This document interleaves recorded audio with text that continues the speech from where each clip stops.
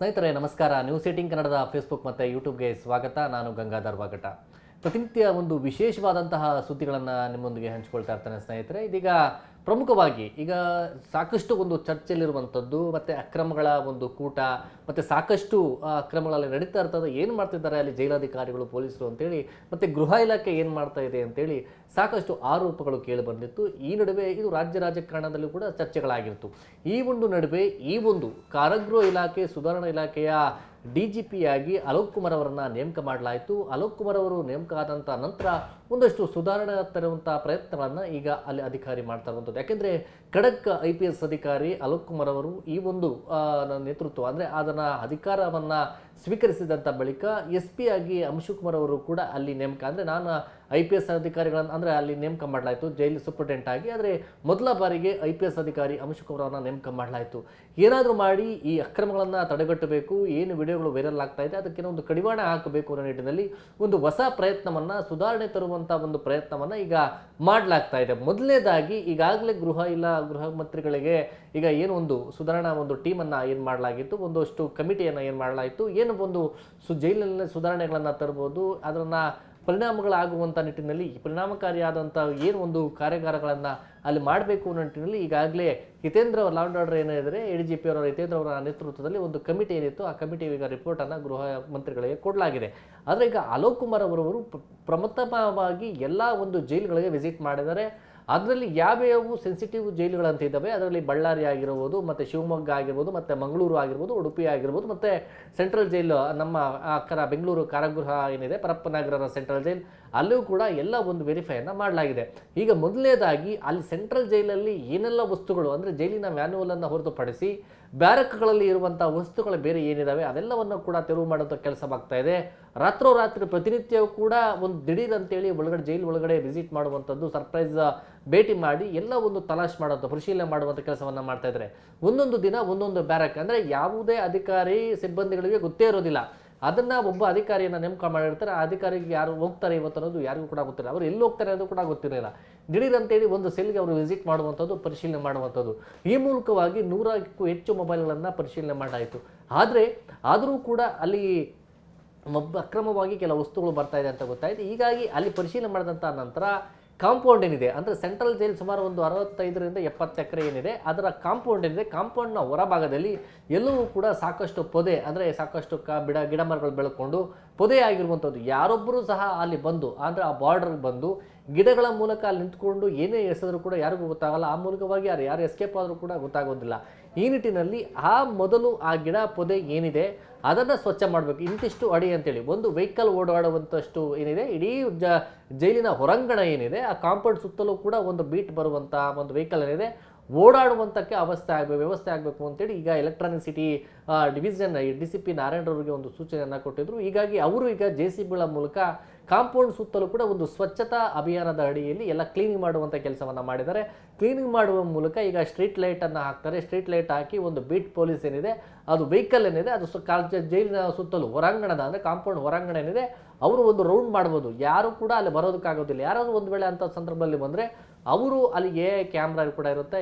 ಕ್ಯಾಮ್ರಾದ ಜೊತೆಯಲ್ಲಿ ಸ್ಟ್ರೀಟ್ ಲೈಟ್ಸನ್ನು ಹಾಕಿಡ್ತಾರೆ, ಮತ್ತು ಬೀಟ್ ಪೊಲೀಸರು ಕೂಡ ಓಡಾಡ್ತಾ ಇರ್ತಾರೆ. ಅಂದರೆ ಹೊರಗಿನಿಂದ ಒಳಗಡೆ ಅಕ್ರಮವಾಗಿ ಏನು ಬರ್ತಾ ಇತ್ತು ಅದಕ್ಕೆ ಮೊದಲು ಕಡಿವಾಣ ಹಾಕೋದಕ್ಕೆ ಈಗ ಅಲೋಕ್ ಕುಮಾರ್ ಮುಂದಾಗಿದ್ದು, ಮೊದಲು ಆ ಜೈಲಿನ ಅಧಿಕಾರಿಗಳಾಗಿರ್ಬೋದು, ಕಮಿಷನರ್ ಅಂದರೆ ಕಮಿಷನರೇಟ್ ಪೊಲೀಸರಾಗಿರ್ಬೋದು, ಅವರ ನಡುವೆ ಸಮನ್ವಯತೆ ಕೊರತೆ ಇರ್ತಾ ಇತ್ತು. ಮತ್ತು ಅವರ ನಡುವೆ ಕಾರ್ಯಾಚರಣೆ ಮಾಡುವಂಥ ನಿಟ್ಟಿನಲ್ಲಿ ಸರಿಯಾದ ರೀತಿಯಲ್ಲಿ ಪ್ರೊಸೀಜರ್ ಆಗ್ತಾ ಇರಲಿಲ್ಲ.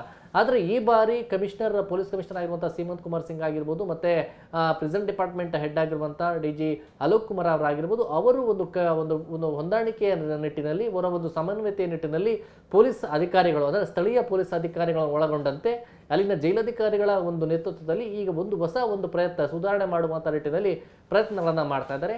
ಅದೇ ರೀತಿಯಾಗಿ ನಿಜಕ್ಕೂ ಕೂಡ ಇದು ಎದುರು ಆಶ್ಚರ್ಯ ಅನಿಸುತ್ತೆ. ಹೈ ಸೆಕ್ಯೂರಿಟಿ ಬ್ಯಾರಕ್ಗಳಲ್ಲಿದ್ದಂಥ ಸುಮಾರು 8 ಲೋಡು ಎಲ್ಲ ವಸ್ತುಗಳನ್ನು ಹೊರಗಡೆ ತಂದು ಕಸದ ರಾಶಿಗೆ ಸುಳಿದಿರುವಂಥದ್ದು.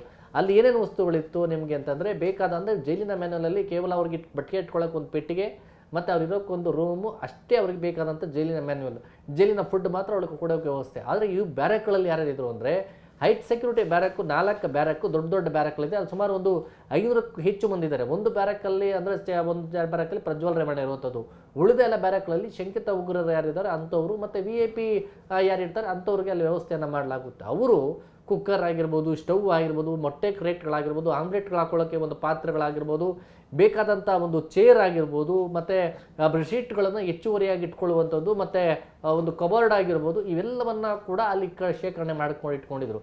ಹೀಗಾಗಿ ಅಲೋಕ್ ಕುಮಾರ್ ಅವರು ಬಂದಂಥ ನಂತರ ಅವರು ಇಂಥದಕ್ಕೆ ಜೈಲಿನ ಮ್ಯಾನಲ್ಲಿ ಹೊರತುಪಡಿಸಿ ಬೇರೆ ಯಾವುದೇ ವಸ್ತುಗಳು ಕೂಡ ಒಳಗಡೆ ಇರಬಾರ್ದು, ಯಾವ ಬ್ಯಾರಕಲ್ಲಿ ಇರಬಾರ್ದು ಅಂತ ಹೇಳಿದ ನಂತರ ಅವೆಲ್ಲವನ್ನು ಕೂಡ ನಿನ್ನೆ ಎಲ್ಲವನ್ನು ಕೂಡ ತೆಗೆದು ಹೊರಗಡೆ ಹಾಕಿದ್ದಾರೆ.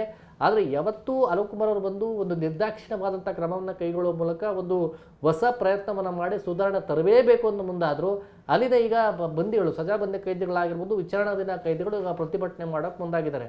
ಮೊದಲು ಸಹ ಪ್ರತಿಭಟನೆ ಮಾಡೋಂಥದ್ದು ಕಾಮನ್, ಏನೇ ಒಂದು ಸ್ವಲ್ಪ ಆ್ಯಕ್ಷನ್ ತೆಗೆದುಕೊಳ್ಳೋಕೆ ಹೋದರೆ ಅವರು ಪ್ರೊಟೆಸ್ಟ್ ಮಾಡುವಂಥದ್ದು, ಬ್ಲ್ಯಾಕ್ ಮೇಲ್ ಮಾಡುವಂಥ ತಂತ್ರಗಳನ್ನು ಅಲ್ಲಿ ಕೆಲ ಕೈದಿಗಳು ಮಾಡ್ತಾರೆ. ಅದೇ ಅದಕ್ಕೂ ಕೆಲ ಜೈಲರ್ಸ್ ಏನಿದ್ದಾರೆ, ಕೆಲವು ಜೈಲಿನ ಸಿಬ್ಬಂದಿಗಳೇನಿದ್ದಾರೆ ಅವರು ಈ ಥರ ಅವ್ರಿಗೆ ಹೇಳ್ಕೊಟ್ಟು ಮಾಡುವಂಥದ್ದು, ಫೈನಾನ್ಷಿಯಲಿ ಹೆಲ್ಪ್ ಮಾಡುವಂಥದ್ದು ಎಲ್ಲ ಕೂಡ ಸಹಜ.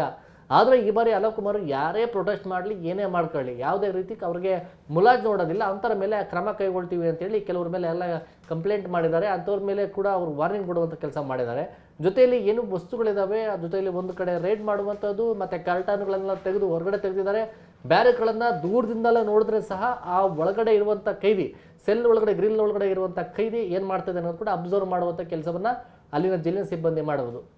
ಈ ಮೂಲಕ ಒಂದು CC ಕ್ಯಾಮ್ರಾಗಳಾಗಿರ್ಬೋದು, ಒಂದು ಬಾಡಿ ವರ್ನ್ ಕ್ಯಾಮ್ರಾಗಳಾಗಿರ್ಬೋದು, AI ಕ್ಯಾಮ್ರಾಗಳಾಗಿರ್ಬೋದು, ಮತ್ತು ಡಿಟೆಕ್ಟಿವ್ ಮಾಡುವಂಥ ಹೈಟೆಕ್ ಇರುವಂತಹ ಒಂದು 360 ಡಿಗ್ರಿ ಆ್ಯಂಗಲ್ನ ಎಲ್ಲ ಒಂದು ಪ್ರೊಸೀಜರ್, ಟೆಕ್ನಿಕಲ್ ಎವಿಡೆನ್ಸ್ ಅಂದರೆ ಟೆಕ್ನಿಕಲ್ ಒಂದು ತಂತ್ರಜ್ಞಾನಗಳೇನಿದೆ ಅವೆಲ್ಲ ಬಳಕೆ ಮಾಡುವ ಮೂಲಕವಾಗಿ ಹೊಸ ಒಂದು ಪ್ರಯತ್ನವನ್ನು ಮಾಡುವುದಕ್ಕೆ ಈಗ ಜೈಲಧಿಕಾರಿಗಳು ಮುಂದಾಗಿದ್ದಾರೆ. ಈ ಮೂಲಕವಾಗಿ ಈಗ ಮೊದಲನೇದಾಗಿ ಜೈಲಧಿಕಾರಿಗಳಾಗಿರ್ಬೋದು ಮತ್ತು ಅಲ್ಲಿನ ಪ್ರಮುಖವಾಗಿ ಅದರ ಪ್ರಿಸನ್ ಡಿಪಾರ್ಟ್ಮೆಂಟ್ ಆಫೀಸರ್ಸ್ ಏನಿದ್ದಾರೆ ಅವರೆಲ್ಲರೂ ಕೂಡ ಈ ಮೂಲಕವಾಗಿ ಒಂದು ಹೊಸ ಪ್ರಯತ್ನವನ್ನು ತರೋಕ್ಕೆ ಮುಂದಾಗಿದ್ದಾರೆ. ಮತ್ತು ಅದಕ್ಕೆ ಸ್ಥಳೀಯ ಪೊಲೀಸರು ಕೂಡ ಮುಂದಾಗಿರುತ್ತೆ. ಯಾಕೆಂದರೆ ಈಗ ಪ್ರತಿನಿತ್ಯ ಒಂದು FIRಗಳಾಗ್ತಾನೆ ಇದೆ. ಮೊಬೈಲ್ಗಳಾಗಿರ್ಬೋದು, ಮೊಬೈಲನ್ನು ತೆಗೆದುಕೊಳ್ಳೋಕೆ ಹೋಗುವಂಥ ಸಂದರ್ಭದಲ್ಲಿ ಕೆಲ ಕೈದಿಗಳು ಜೈಲರ್ಸ್ ಮೇಲೆ ಹಲ್ಲೆ ಮಾಡಿ ಅವರನ್ನೇ ಕಾಲಿಂದ ಒದ್ದುವಂಥ ಒದೆಯುವಂಥ ಕೆಲಸ ಮಾಡ್ತಾಯಿದೆ. ಈಗ ಅಂಥವ್ರ ಮೇಲೆ FIR ದಾಖಲಿಸಿ ಮಾಡಿಕೊಂಡು ಅಂಥವ್ರ ಮೇಲೆ ಆ್ಯಕ್ಷನ್ ತೆಗೊಳ್ಳುವಂಥ ಕೆಲಸವನ್ನು ಈಗ ಆ ಸ್ಥಳೀಯ ಪೊಲೀಸರು ಮಾಡ್ತಾಯಿದೆ. ಈಗ ಪರಪ್ಪನಗರದಲ್ಲಿ ಪ್ರತಿನಿತ್ಯ ಈ ಒಂದು ಜೈಲಿಗೆ ಸಂಬಂಧಪಟ್ಟಂಥ ಎಲ್ಲ ಒಂದು ಕೇಸ್ಗಳು ಕೂಡ ಆಗ್ತಾ ಇರುವಂಥದ್ದು. ಒಟ್ಟಾರೆಯಾಗಿ ಗೃಹ ಇಲಾಖೆ ಗೃಹ ಸಚಿವ ಪರಮೇಶ್ವರ್ ಅವರು ಹೇಳಿದಂಥ ರೀತಿಯಲ್ಲಿ ಈ ನಿಟ್ಟಿನ ಅಂದರೆ ಪದೇ ಈಗ ಜೈಲಲ್ಲಿ ಈ ಥರ ಅಕ್ರಮಗಳು ನಡೀತಾ ಇದೆ, ಅದೇ ರೀತಿಯಾದಂಥ ವಿಡಿಯೋಗಳು ವೈರಲ್ ಆಗ್ತಾ ಇದೆ. ಮುಂದೆ ಈ ರೀತಿ ಆಗಬಾರ್ದು ಅನ್ನೋ ಕಾರಣಕ್ಕೆ ಈಗ ಅಲೋಕ್ ಕುಮಾರ್ ಅವರನ್ನು ನೇಮಕ ಮಾಡಲಾಗಿದೆ. ಅವರು ಇನ್ನು ಮುಂದೆ ಈ ರೀತಿಯ ಪ್ರಕರಣಗಳು ಮತ್ತೆ ಮರುಕಳಿಸಬಾರ್ದು, ಒಂದು ಸುಧಾರಣೆ ಆಗಲೇಬೇಕು ಅಂತೇಳಿ ಈಗ ಅಧಿಕಾರಿಗಳನ್ನು, ಒಂದು ಒಳ್ಳೆಯ ರೀತಿಯ ಅಧಿಕಾರಿಗಳನ್ನು ಏನು ಒಂದು ನೇಮಕ ಮಾಡಿದ್ದಾರೆ, ಅಂಥ ಅಧಿಕಾರಿಗಳ ಒಂದು ಟೀಮ್ ಏನಿದೆ ಈಗ ಒಳ್ಳೆಯ ರೀತಿಯಾದಂಥ ಒಂದು ಪ್ರಯತ್ನವನ್ನು ಮಾಡ್ತಾ ಇದ್ದಾರೆ. ಒಟ್ಟಾರೆ ಸ್ನೇಹಿತರೆ, ಪರಪ್ಪನಗರದಲ್ಲಿ ಹಿಂದೆ ಏನಾಗ್ತಾ ಇತ್ತು, ಈಗ ಏನಾಗ್ತಾ ಇದೆ, ಮುಂದೆ ಏನಾಗುತ್ತೆ ಅನ್ನೋ ನಿಟ್ಟಿನಲ್ಲಿ ಪೊಲೀಸರು ಒಳ್ಳೆಯ ಒಂದು ಪ್ರಯತ್ನವನ್ನು ಈಗ ಮಾಡ್ತಾ ಇರುವಂಥದ್ದು. ಸುಧಾರಣೆ ತರುವಂಥ ನಿಟ್ಟಿನಲ್ಲಿ ಎಲ್ಲ ಅಲ್ಲಿನ ಯಾರು ಒಂದು ತುಂಬ ದಿನಗಳಿಂದ ಠಿಕಾಣಿ ಹುಡ್ಕೊಂಡು ಜೈಲಿನ ಸಿಬ್ಬಂದಿ ಕೆಲವು ರೂಢಿ ಶೀಟರ್ಗಳ ಜೊತೆ ಸಜಾಬಂದಿಗಳ ಜೊತೆ ಶಾಮೀಲ್ ಹಾಕ್ಕೊಂಡು ಏನಾದ್ರು ಎಲ್ಲ ಅಕ್ರಮಗಳಿಗೆ ಸಹಕಾರವನ್ನು ಕೊಡ್ತಾ ಇದ್ದ ಅಂಥವ್ರಿಗೆಲ್ಲ ಕೂಡ ಬಿಸಿ ಮುಟ್ಟಿಸುವಂಥ ಕೆಲಸ ಈಗ ಜೈಲಲ್ಲಿ ಆಗ್ತಾ ಇರುವಂಥದ್ದು. ಸ್ನೇಹಿತರೆ, ಈ ಒಂದು ಜೈಲಿನ ಒಂದು ವಿಚಾರ ನಿಮಗೆ ಇಷ್ಟವಾಗಿದ್ದಲ್ಲಿ News18 ಕನ್ನಡದ ಫೇಸ್ಬುಕ್ ಮತ್ತು ಯೂಟ್ಯೂಬ್ ಒಂದು ಸಬ್ಸ್ಕ್ರೈಬ್ ಮಾಡಿ ಮತ್ತು ಶೇರ್ ಮಾಡಿ. ಧನ್ಯವಾದ. ನಿರ್ಭೀತ, ನಿಷ್ಪಕ್ಷಪಾತ, ವಿಶ್ವಾಸಾರ್ಹ ಸುದ್ದಿಗಳಿಗೆ ಮತ್ತೊಂದು ಹೆಸರಾಗಿರೋ News18 ಕನ್ನಡ ಈಗ ಆಪ್ನಲ್ಲೂ ಲಭ್ಯ ಇದೆ. ದಯವಿಟ್ಟು ಇಲ್ಲಿರೋ QR ಕೋಡ್ ಅನ್ನು ಸ್ಕ್ಯಾನ್ ಮಾಡಿಕೊಂಡು ಆಪ್ ಡೌನ್ಲೋಡ್ ಮಾಡೋದಕ್ಕೆ ಮರಿಬೇಡಿ. ನಿಮ್ಮ ಬೆಂಬಲ ಹೀಗೆ ಸದಾ ನಮ್ಮೊಂದಿಗಿರಲಿ. ಧನ್ಯವಾದ.